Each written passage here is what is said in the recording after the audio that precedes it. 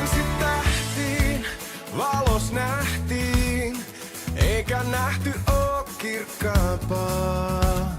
Ilon toisit, jos täällä vielä oisit.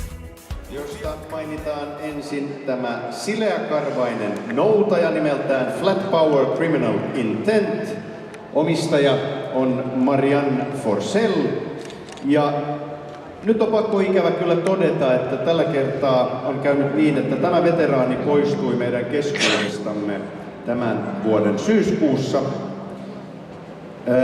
Leon palkintoa on tänään vastaanottamassa sille tärkeän ihmisten lisäksi Kerttu Sisko, joka on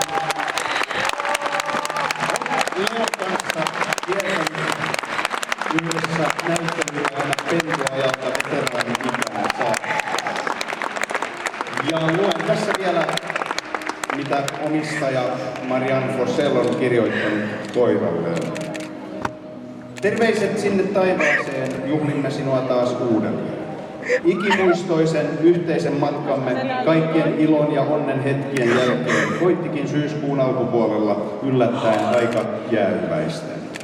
Lähdit täältä tyylillesi uskollisella tavalla, saappaat jalassa, ja opetit samalla minulle, mitä on elää hetkessä ja miksi.